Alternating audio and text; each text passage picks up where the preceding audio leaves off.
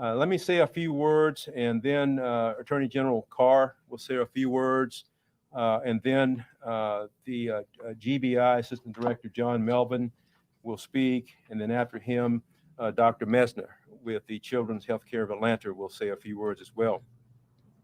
So why are we here? We're here because we conducted an operation. As I said, in this geography, we recovered 26 missing and endangered children, and we safely located an additional 13, and we arrested 9 criminals that are involved or were involved with these missing children. In the process, we cleared 26 arrest warrants.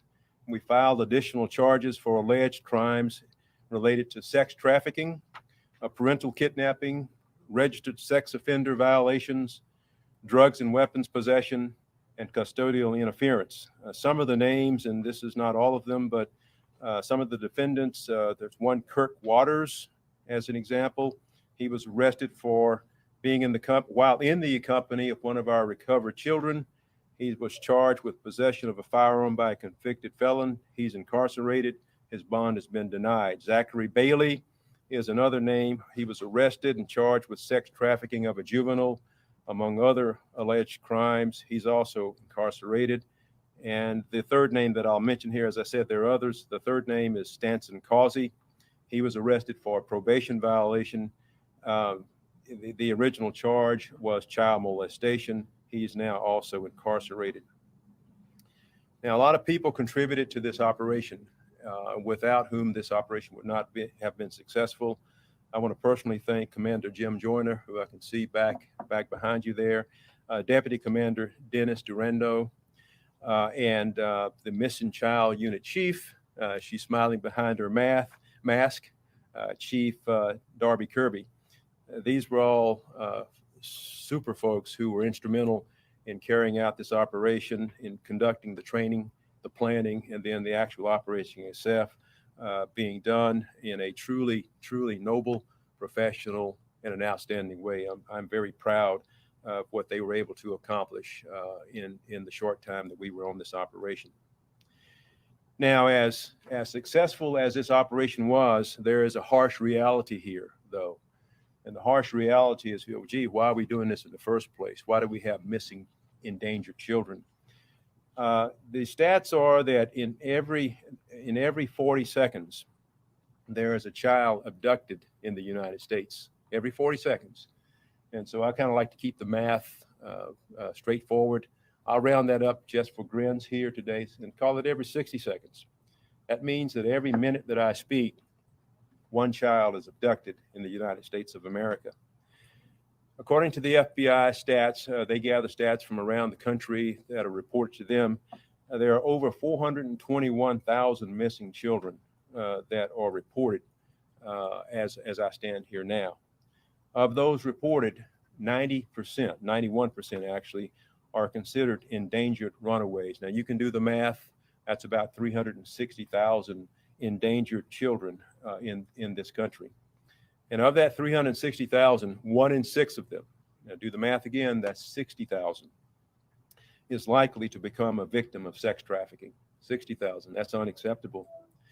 Now, these are not children that are in some faraway land. These are children that are not, they're not somebody else's kids, right? I have children, I'm sure many of you do as well. These are not my kids, right? And these are not your kids, but actually they are our kids when it's all said and done. And so we have to accept them as our kids because they are America's children, and they're kids that we need to go and find. Right here in Atlanta, approximately 300 young girls are lured into sex trafficking every month. Yeah, you can do the math on that as well. That's something that we need to pay attention to and to work harder on, I believe. So this is a priority of the United States Marshal Service. We do a lot of things. As you know, you're standing here in a building that's one of 8 regional fugitive task forces around the United States. We are responsible for bringing to justice about 100,000 fugitives every year, 100,000 in buildings and with people that are engaged in the many desks that you have your cameras sitting around as I talk here. But I tell you, we're very proud of bringing in fugitives, no doubt about it. But this operation of going and rescuing children, in my view, is far, far, far more important. The numbers are not nearly 100,000 when we talk about missing children that we are able to recover.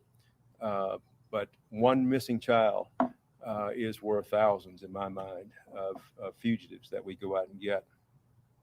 So we have a number of partners that we work with here, and I'm going to name them in a minute just to make sure that everyone gets the proper credit that's due, because I don't believe that my agency is due any credit whatsoever when it comes to this particular mission. Yeah, we were here, we're part of the leadership and the planning and the training and the funding and all of that, but we can't do it without the partners that we have to help us get through these things.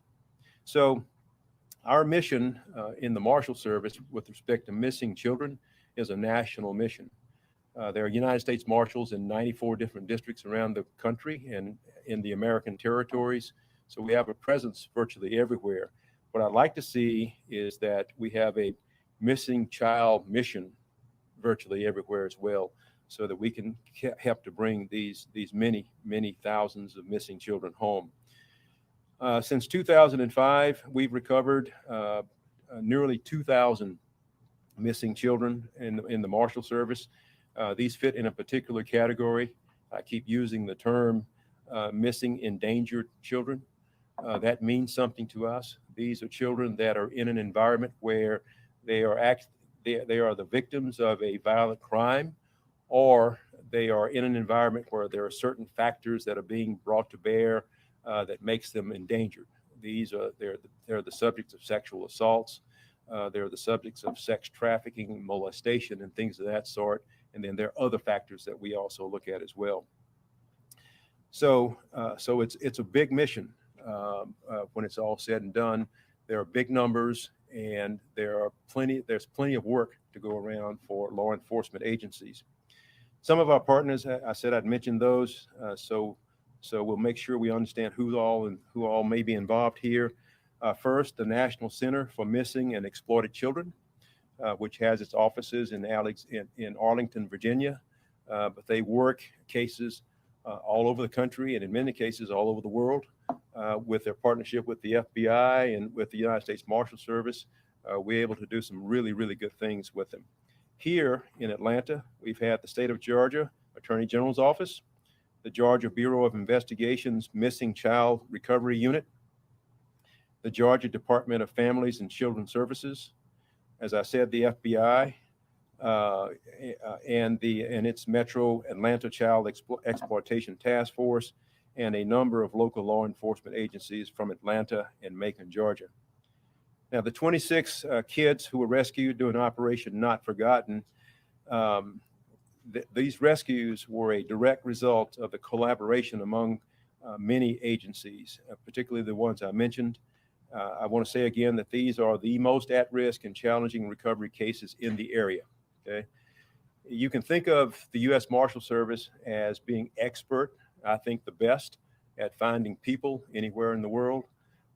These particular cases, finding children, are equally difficult. And so the expertise that I think we can bring to bear is necessary for us to achieve the success that we've achieved in these kinds of missions. Now, we are also conducting these missions in other cities around the country. I'll give you an example here. We have Operation Safety Net, which is ongoing as we speak in Cleveland. So far there, during the few weeks of operations, we've recovered 15 missing children, and we've arrested at least 2 individuals and seized a number of weapons associated with those individuals. There is an operation ongoing in the city of New Orleans. It's called Operation Summer Rescue. That one's kicking off, and we expect to see similar successes in that area. My agency is committed to this mission. Finding missing children has to be among our highest priorities. My message to the missing children and their families is very simple, and that is the way we look at fugitives. We will never stop looking for you. That's my message. Okay? There is no more meaningful work that law enforcement does than rescuing children. Our children are not for sale, and they are not ever forgotten. And so with that, I'm going to turn over the podium to the Georgia Attorney General, Chris Carr.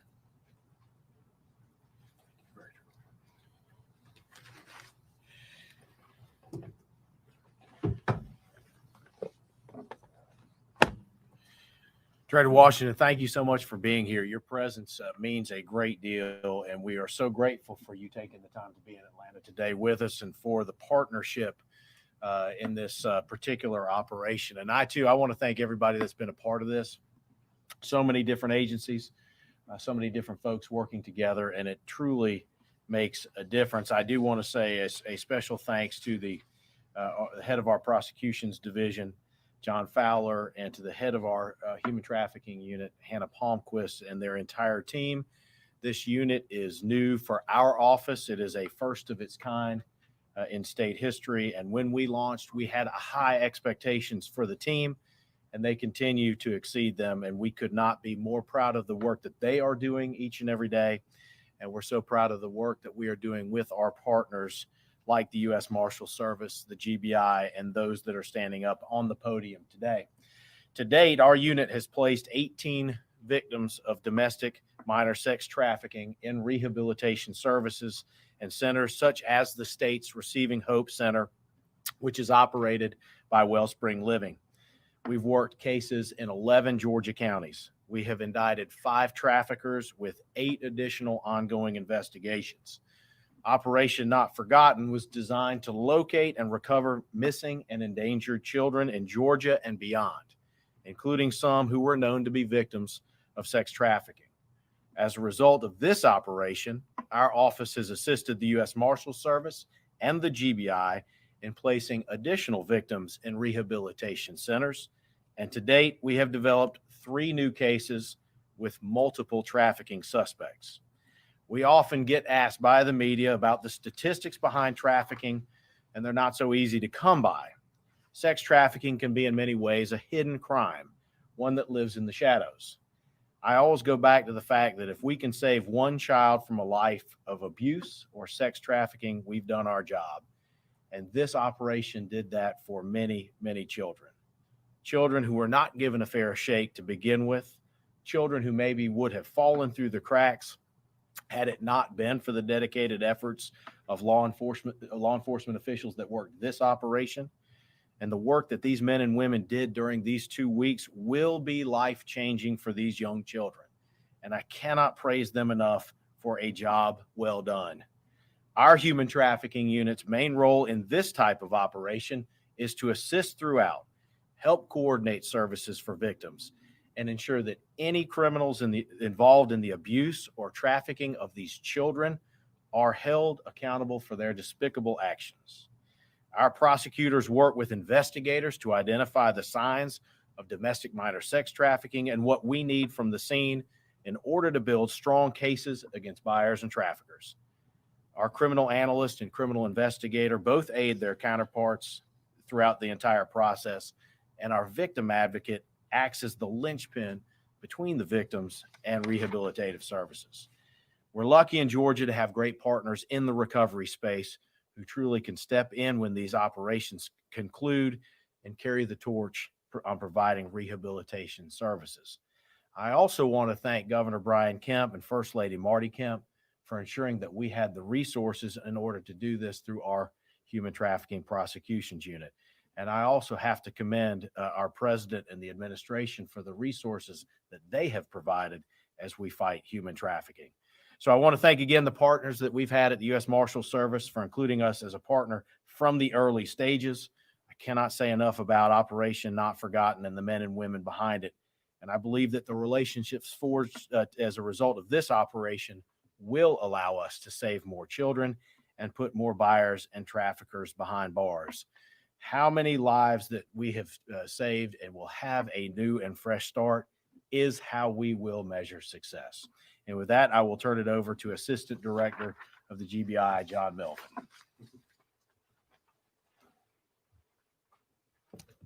Evil exists, And to address it requires leadership that will identify it, call it out, and deploy the necessary resources to end the problem and clean up the mess. To address it requires agents and foot soldiers and prosecutors that are willing to take the fight to the enemy.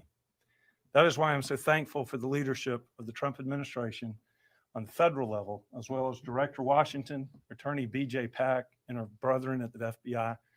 And on the state level, I'm very thankful for the leadership of Governor Kemp, Director Reynolds, as well as Attorney General Chris Carr. Evil exists, and it requires the coordinated partnerships to maximize our impact against it. So I want to thank every agent, every marshal, every member of the Bureau, the FBI, and every local agent that participated in fighting this evil. And whether you're behind a keyboard or you're on the street for a takedown, I want you to know that you made a difference. I want to say thank you to our leadership also for recognizing the need for a holistic approach as we fight evil. For not only did we take them down, but we're also partnering with Wellspring as well as CHOA to clean up the mess. CHOA and Wellspring are really providing a ministry to the harmed souls that this evil has caused. I'm grateful for our leadership and our agents, the members of the GBI like Debbie Garner, and our SEAC unit who helped track them down. I'm thankful for the U.S. Marshal's Office and Marshal Yeager who allowed us to participate in this effort. I want y'all to continue to pray for Hannah Palmquist, who's the head of the Human Trafficking Unit at the AG's office, as well as John Fowler, because we're only halfway to the gold line. We need to hold these perpetrators accountable, and we need to make sure that they are incarcerated so that they will never again perpetrate their evil against the children of the state of Georgia. Thank you. I want to say thank you again to Dr. Mesner and to those that are engaging in the ministry to help our children get better. May God bless you all.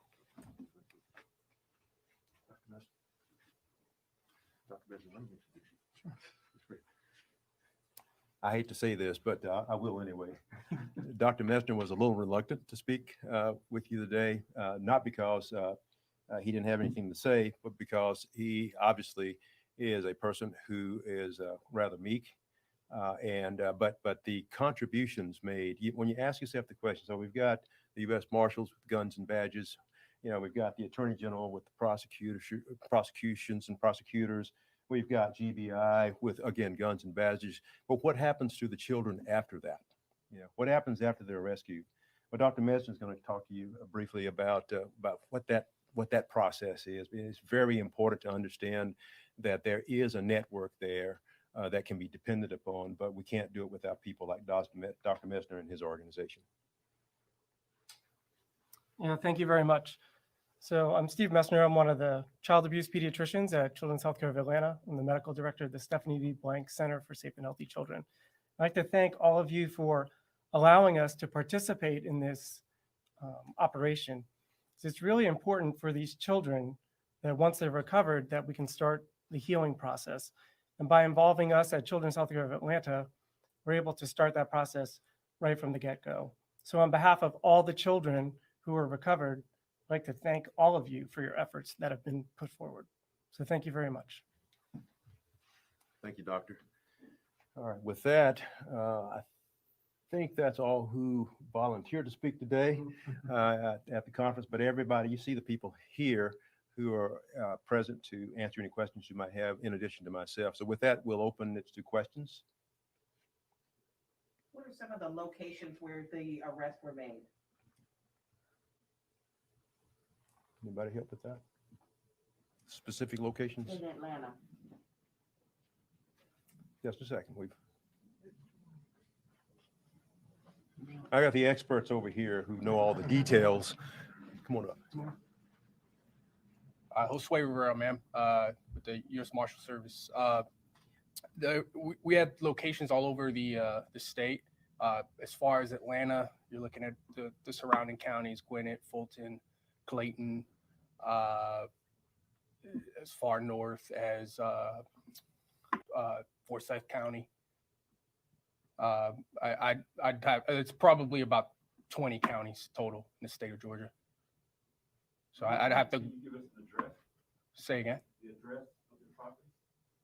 No. What do you mean address? There's 39 recoveries. I mean, I'd have to go back and look through there, but Yeah, if that's really important to you, we can give you what we can give you. Just a few locations, just for video Right. purposes, even if it's, streets. Yes, we'll provide that to you. Thank you. Yeah. Most of these locations is like hotels, motels, or were subdivision homes? various locations. There were some motels where some children were being trafficked. Some were residences, apartment complexes. They ran from motels to apartment complexes. Yeah, there's no particular formula for this. It's just like where you might live. It's all said and done. Thank you. Yeah. Don't go too far. And let me just add before you, the next question, the way these things normally happen is the task force will meet with the various parties involved and discuss the possible names, because there are organizations who know the names of the people that we need to go look for. These, as things go, it becomes a typical investigation where people do what some people call gumshoe work. They will take data and start looking as to where people might be, and then get out and actually go find the folks that are involved. Yes, ma'am. Of the 39, you've got 13 who just had the safe location of. So what happens with them? What kind of does that safe location mean, and what does their kind of future look like? What's that situation? Yeah, as I understand it, and again, we've got experts here, as I understand it, that particular 13, these were children that law enforcement felt that they sort of needed a health and welfare check, if you will, because we were just not certain as to what their current conditions were. So someone was sent to find them. So we had to use our expertise to actually locate them first, and then go verify as to whether or not they were actually endangered. And if they were, then they would be removed from those environments and taken into the system that we have discussed today. If they were not, then they continue to live where they are. These children, do you know how many were victims of sex trafficking? 15 of 15 50. to 39? Of the 9 arrests, how many were in Macon, and how many were in Metro Atlanta area? We can get that for you. And Get then that. are you expecting to make any more arrests, through this, operation? Yeah, this operation has concluded, but that doesn't mean that we won't continue to work with the agencies here. And, you know, as names pop up, we will go and work and find those folks. What has happened as a result, I think this is probably a very accurate statement, is as a result of working together, we're now very, very comfortable working together as a task force. So the people who actually worked inside, who actually do the work like you saw a moment ago, those are the folks who have established relationships with others inside the other agencies that are involved. So phone calls will be made. So when a critically missing child is identified, there'll be people working to go find that child. So that's one of the big benefits of things like this, is we get to know each other better. I know that in this particular case, there was some reluctance by at least one agency in working with the United States Marshal Service because of all the stuff that you hear, which I consider to be false, but that you hear around, that's happening around the country.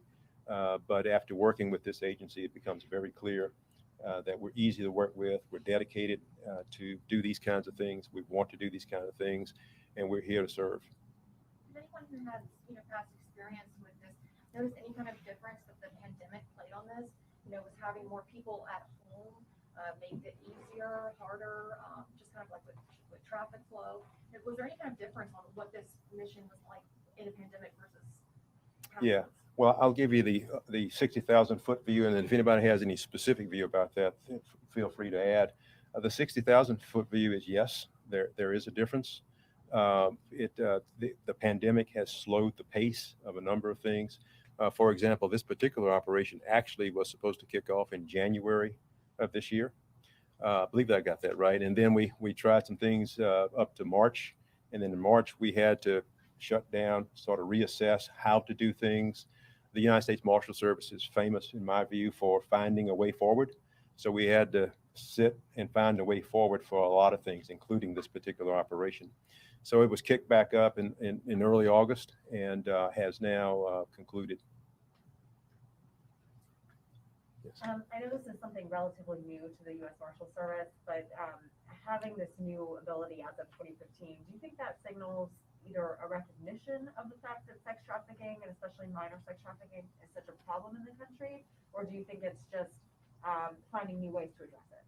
I believe that it's finding new ways to address it. I was a member of the George W. Bush administration before I became a member of the Trump administration. And in that administration, we created what's called Project Safe Neighborhoods and, Project Safe Childhoods, in addition to Project Safe Neighborhoods. But Project Safe Childhoods was focused upon children and what we saw at that time as exploitation of children, primarily online and things of that sort, but it was happening in the sex trafficking world as well. So this is an expansion of the United States Marshal Service's authority. Over the last 3 years, 4 years now, we have expanded our capabilities and expanded the people, the number of people and the resources to actually do this particular mission. You can expect to see us have a further expansion. The Chief Kirby is back there. She's shaking her head up and down. I've already talked to her this morning. I said, look, these are excellent numbers. I just want to see 10 times as much. So you're going to see more of these things happening. I'm sure we all appreciate what you guys are doing. I think you guys are doing a great job. I would just like to know when you help the younger kids and some of the kids that are going towards adulthood, is there any additional resources so they don't fall back into the cracks of being exploited, like maybe education, maybe housing as they kind of reach of age? Yeah. Any of the experts want to address that? Chris Carr, I will say that's where the partnerships come in, like with a Wellspring Living and others. And it's Wellspring just happened to be the State's Recovery Center, but the wraparound services that are needed for children or for the victims can be extensive. There's an evaluation that is done. I'd encourage you actually to reach out to Wellspring to learn about the specific details, but absolutely each person is different. There may be physical needs, there may be mental health needs, there may be educational needs, but the rehabilitation side is critically important for exactly what you just said, so you don't fall back and you get the services that you need in order to continue to move forward. And there's some great organizations that are doing it. Wellspring is one, and I'd encourage you to look into the specifics of each one of those organizations. Well, list some of those you provide. Yeah, we can get that for you. For this specific operation, is there an age range for the children who were rescued? What was the age range? 3 to 18. Yeah, 3 to 18. 17, 18. Yeah, it's usually 17 is the upper limit for that. Yeah, and as you might guess, the older the children are, the wider the range of reactions to being rescued become. Okay, not every endangered child actually wants to be rescued, but we're the adults in the room, as they say, and so we need to exercise our responsibilities as adults and go and take those children as old as they are in terms of being a child, up to 17, take them from that environment and put them into a safer environment. The range of responses that children give to being rescued range from, as I was told this morning, an interesting story, which I won't repeat here, but it's really quite simple, is a child gets rescued, and if that child has been the victim of sexual abuse, sexual molestation, and trafficking, then many times that child will be reluctant to talk to the rescuers. They get into an environment where then they finally feel safe, and there may be a dozen people around them, and then they just begin to cry. And then they typically will begin to thank those who have rescued them for taking the time and for never forgetting them, and hence the operation name, Operation Not Forgotten. There are others that are more difficult, who don't necessarily want to be rescued but have to be. And so the services that this gentleman mentioned over here a minute ago become vitally important to adjusting that mindset and to having them recognize the danger that they were in, and the value of their lives as human beings really starts very early, but they're not maximizing that value if they stay in an environment where they are actually being, pimped, if you will, and stuff like that. That's just terrible. But every so often, we will see people who don't want to come out of those environments, but who have to be brought out of those environments. These sex trafficking victims, are they linked to any criminal organization? Is it widespread, or do you think it's relatively isolated as far as the number of? No, it's sex trafficking is a significant crime in the United States. I'll bet you the Bureau would tell you that it's something that they are struggling with, and that they're putting a major effort into it. It is not a onesie twosie type crime. It exists. We have to get in our own minds the idea that yes, sex trafficking occurs inside the United States of America, and it's something that we have to put more resources toward. Yes. Yeah, we heard the age range that you mentioned. How long, do you have a range, an estimate for how long they were missing, from 2 months to 4 years, what the smallest length of time was, what the longest was? Yeah, that's a good question. Did I recall the longest I recall was probably about 2 years, and some were a couple weeks, maybe. Okay, so we have 3 to 17-year-olds is the age range, and then Couple several weeks. up to Right. 2 years. Right. Okay. Thank you. Last question.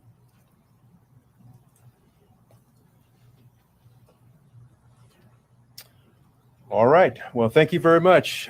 This is a worthwhile exercise, and thank you for coming. Take care of yourselves. Real confusing kind of. I think what this is there were obviously missing kids, then there were kids in just dangerous situations, either with parents. There are some parents that have been charged, like, so some parentals have been charged, but I don't think like all 9 of the arrests that were, if there was only 9 arrests but 39 children were found. So are we looking at like 9 locations, or is it like 1 adult per location? Were kids found and recovered and no arrests were made? That's where there's some confusion to me, because there was only 9 arrests, 39 children, some probably taken from dangerous situations, and no arrests made, I guess. Maybe no charges filed against, maybe it was just, bad living situations and the children had to be rescued from that. There's a lot of questions that are that are out there, but the reporters didn't really dig in. They were more wanting stuff for video and different things, and so they're going to get some locations, so I'm sure we'll see a little bit more and we'll hear a little bit more about this. The way they kind of portrayed it was that it was like a bust, that I thought with only 9 arrests, I thought all these kids were at one place. And so I thought they were all missing kids, but it also sounded like they did some welfare checks on some kids and then made some decisions based on what they saw. So it could have been they were running welfare checks. Obviously they found some kids that were missing up to 2 years, and that last question cleared that up. There were kids that were missing for 2 weeks. So when kids go missing, there you go. Some were missing for 2 years, some were missing for 2 weeks, some weren't missing, I guess. I don't know. It is a little confusing, but I'm glad that they saved some kids. They should be doing this everywhere. It's a weird world we live in, that we should be seeing these busts on the daily. That's the hard thing about this. The way that, every minute, this video's been running for 34 minutes, 34 kids, and that's a conservative number, have gone missing in the US since you've been watching this video. That's really what should be in the news. You know what? If you want to burn the streets of America, if you want to fight, if you want to kill each other in the streets, have at it, But when you got 34 kids missing in 34 minutes, and that's just going to keep going over and over and over, and we're sitting here fighting fighting over some ancient crap. Thanks for watching Dad with a Phone. I'm glad they made some. Well, they didn't make very many arrests, but I'm glad they saved some children. That's really what it boils down to. Whether or not they arrest anyone, whether or not they get the criminals, I'm just glad they saved some kids.